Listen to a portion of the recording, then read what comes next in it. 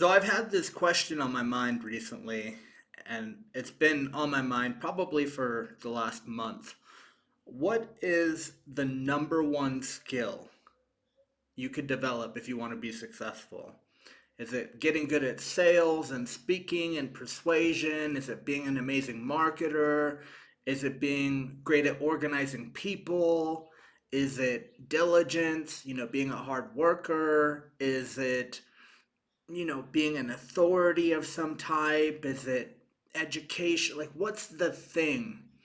And I've been watching this series recently. It's called The Last Kingdom.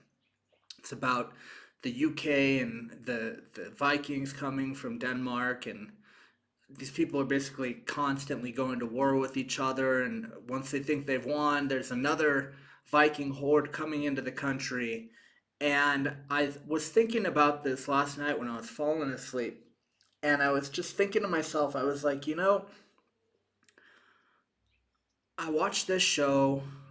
Most of the stuff that I watch is similar. It's like these people that defy the odds. They go out to war and they keep coming back every time. They just keep winning. They just keep winning, even when things look like they're about to go south and they seem like they're beaten. There's some instant where a spark of inspiration comes to them and they figure out how to get themselves out of the situation and defeat the enemy. And I think, based off of all the books I've read and the different shows that I've watched and the biographies that I've read and the really great people that I've been lucky enough to spend my time around over the last, especially the last like 10 years, it seems to me like the best skill you can develop, regardless of your profession, regardless of your familial status, regardless of your race or religion, is the ability to suffer well. And that isn't really what anybody is actually saying. If you go on YouTube or Instagram, what's the number one skill? You'll find a video about AI. You'll find a video about real estate. You'll find a video about blah, blah, blah. But it's like the reality is, those are all ancillary skills to your ability to actually just suffer and suffer in a way where everybody is inspired because they see you going through all the stuff that you're going through. And make no mistake, no matter what you decide to do with your life, you're going to go through some stuff that's just not fun. It's not easy. You feel challenged. Sometimes you'll be winning, and next thing you know, you're like, I'm the shit. And then you just get wrecked out of nowhere, out of nowhere. Just something that happens that you had no control over. You had no ability to even predict that that kind of thing would happen to you. And you're like, what happened? What happened, But the thing is, the people that we all admire, the people we look up to, they're all people who have this ability to just suffer well. They're going through a hard time, you don't even know it. They're working the hardest they've ever worked, yet they're smiling every day. They're, dealing with, god awful things like the death of a child or a spouse. Or, one of the things that struck me as being really interesting in this show, I was just referencing The Last Kingdom. There's an episode where somebody loses their wife, their best friend, their ruler, like the person running their country basically, their home, all in the span of 24 hours. Literally, like everything. And the fascinating thing, like I actually teared up a little bit when this happened, was they had a war they had to go to right after that. And this guy's response in the show, and like I know this is not real life. It's a show. It's a TV show. And it's loosely based off of historical facts. But the thing that made me tear up was this guy was like, put an axe in my hand. His immediate reaction was, I have a duty to my faith. I have a duty to my people. I have a duty to myself. I have a duty to my wife who is passed, who is murdered. I have a duty to my king who has died. I have a duty to my country. And the next thing you see this guy doing is just whooping ass. Just whooping ass. And that was actually what made me tear up. The two things that made me tear up, one of the characters said to this man who had just lost everything, um, he said to him, I'm not going to say the name because I don't want to ruin it. If you guys go watch the show, I don't want to ruin it for you. But he said to him, he said, there's a change in you. I'm like getting teared up just even like saying it right now. There's a change in you. And the guy says, you have to fight. You have to fight. I just lost everything. And my first words to anybody after losing everything is you have to fight. You have to do what's right. You have to go out in the world and do the right thing. And this is the number one skill. There is literally no other skill in the world that will serve you better in every single facet of your life than to be able to suffer well, to be able to have everything in your whole life taken from you except for your life, and to say I don't care. I have to do the right thing. God has called me to do something here. My country is asking this of me. My friends need me. My loved ones who have passed, I can only honor them by suffering well and doing what's right. And this is hard. Part of the reason why we all look up to people like this is because we all know deep down how hard it would be to do that in those kinds of situations. We all question, could I be that kind of man in that kind of situation? And the tricky part of this is it seems like it's a moment in time, it's an occurrence, but it's actually a skill. A lot of people that know me, that follow me on social media, that I've connected with over the last 10 years especially, like they see my gym videos and I'm like, hey man, come work out legs with me. And they're like, fuck no. I've had at least 10 people give me that exact response. And the reason why is because when they see what I do in the gym, they're like, dude, I would never do that. It's too dangerous. It's too scary. It's too hard.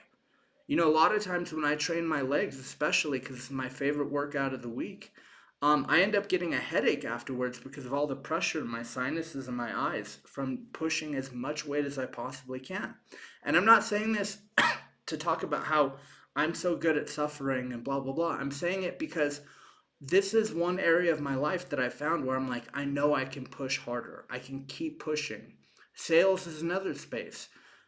I have an obligation if I think I can help somebody to be a little bit annoying, to be a little bit pushy, to be a little persistent because I know, look, if I don't help this person and something bad happens to them, it's my fault. And so the tricky part of living up to those kinds of situations, you lose everything. You lose your wife, you lose your home. The rule of your country has just died. Your community is in disarray. And your first thing you say is, we have to fight. We have to do something. We have to do the right thing. But God is calling us to do this. That doesn't happen by accident. It's not all of a sudden you're prepared for the worst situation that ever happened. It happens as a result of a daily practice of pushing yourself into hard, challenging situations. It comes as a result, especially for men, but for all people, of always telling the truth. If your wife asks you, "Do I look fat in this dress?" Say, "Hey, I that's not the most flattering thing you have. Like, I don't like the way this looks, like it looks like this or whatever." Like if your wife is gaining weight, you got to be the guy who's able to tell her in a way that she understands. You're not saying you're not attractive to me anymore, but what you're really saying is I want you to feel good for you. You got to be the kind of man that when people ask you something, you tell them exactly what it is. There was a video that went viral recently about a guy critiquing one of his developers. They build phones, I think, over in China or something. And he literally was just like, this isn't good. Like, how much did you spend on this? Was it free? And the guy's like, yeah, we basically didn't have to spend anything. He's like, look, when you do this, people are gonna pinch their fingers in here. What's the point of having two screens on each side? The guy's like, oh, well, you could do this, and your kid could be watching a video on the other side.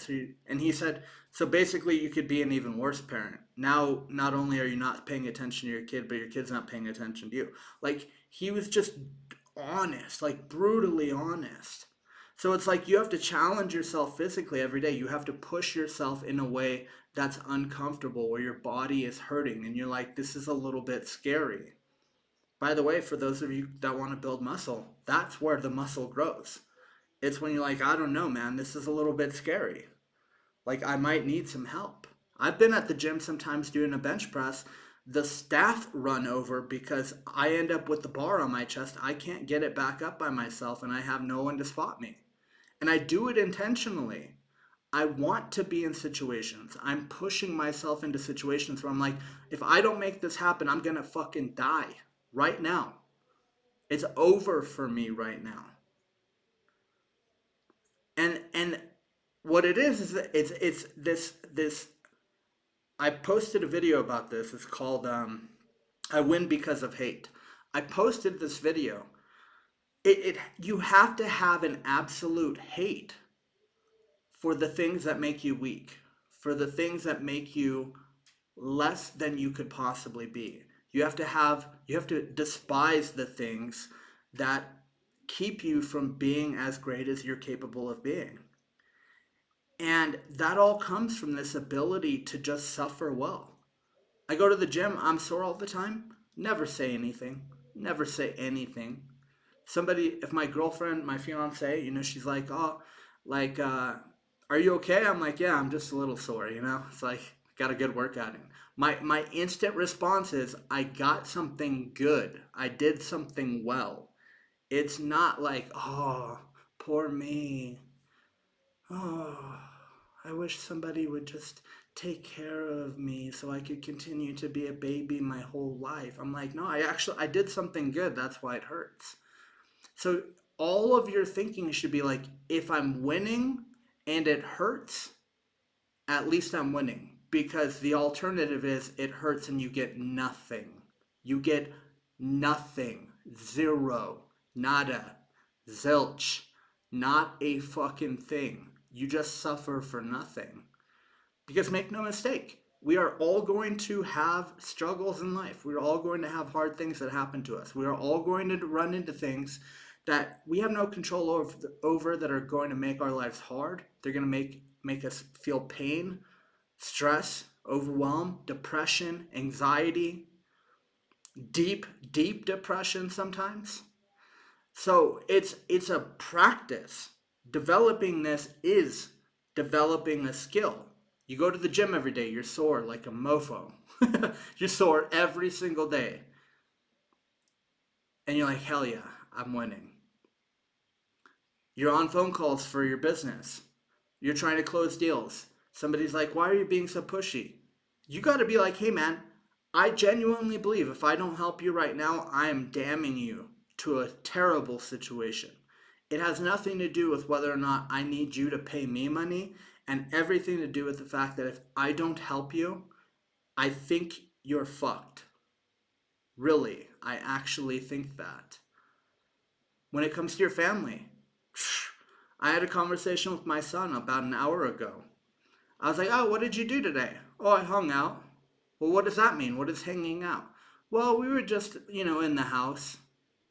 Okay, so what, did you guys just stare at each other? Well, no, we were talking and we did this, and it was like super vague. Just tell me, you guys. Post in the comments below. Does that sound like an enjoyable conversation? I'm pressing my child for details. I'm pushing him to be more specific about how he's spending his time. Of course not.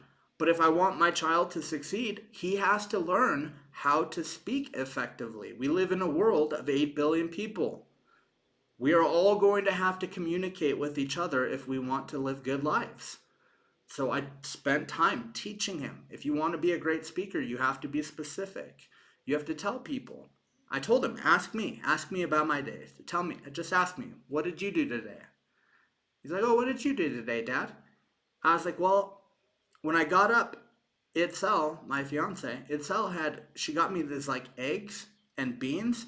And dude, you're not gonna believe this. These were like the best beans I've ever had. I don't even like beans that much. It was crazy. They were so good.